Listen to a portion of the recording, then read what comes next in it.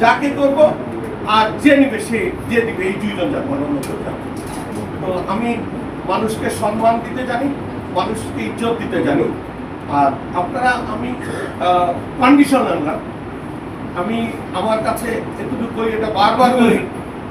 আমার বাবার অ্যাকাউন্টেন্ট ছিলেন নরসিম রাও, আমার বাবা, আমার ভাইয়ের অ্যাকাউন্টেন্ট ছিলেন, উনিও আপনাদের সমাজে। আমার যিনি অ্যাকাউন্ট ছিল অপু শাহ, সেও আমার প্রথম জীবনের অ্যাকাউন্টেন্ট। তো আমি আপনাদের সাথে আমাদের প্রথমভাবে এই যে আমাদের সখীপুরের যারা আছে, আমি নড়িয়াতে তো আগে আসতাম, অনেকের বাসায় আমার ভাত খাওয়া,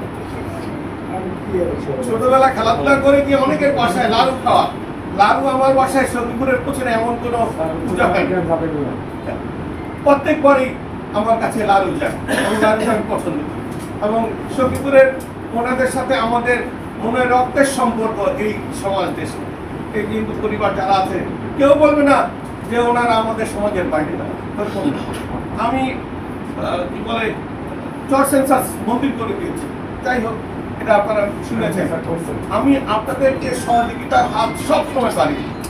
আপনারা আপনাদের অসুবিধার কথা বলতেন। আরেকটা হলো, আজকে বলে যাই, এখানের অনেকেই আমার বাসায় গিয়েছেন, নাম উল্লেখ করলাম।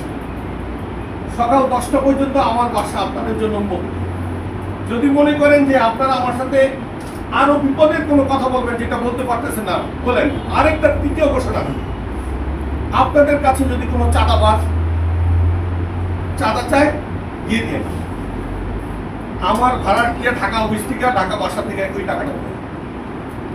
যদি কেউ কোনো টাকা চায়, আপনারা দিয়ে জিজ্ঞেস করবেন, হ্যাঁ, তখনই তো ওনার নাম কি বলা দরকার বলবেন, কিন্তু টাকাটা আমার কাছ থেকে নিয়ে আসবে।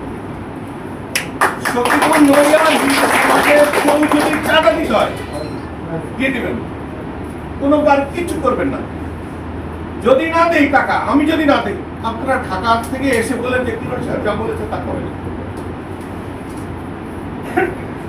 ওই টাকা কিভাবে উঠাবো, আর ওই টাকা কিভাবে কি করবো আর কি করার, এটা দায়িত্ব আমার। যদি কোনো চাঁদাবাজ কেউ হিন্দু সমাজের উপর চাঁদা চায়, দিয়ে দিবেন আমার কাছ থেকে।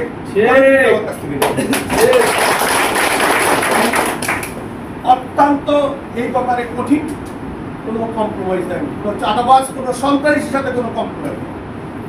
কিরণ সাহেব ভালো লোক, কিরণ সাহেবের কর্মীরা ভালো হইতে পারে। কারণ কিরণ সাহেব ভালো লোক, তার কর্মীরা হলো 2 নম্বর, তাহলে উনি হইলো উপর দিয়ে বসে রয়েছে ভালো সাইকেল, সব আকাম খোলা পেয়ে দিয়ে করাচ্ছে, এই কথা আমি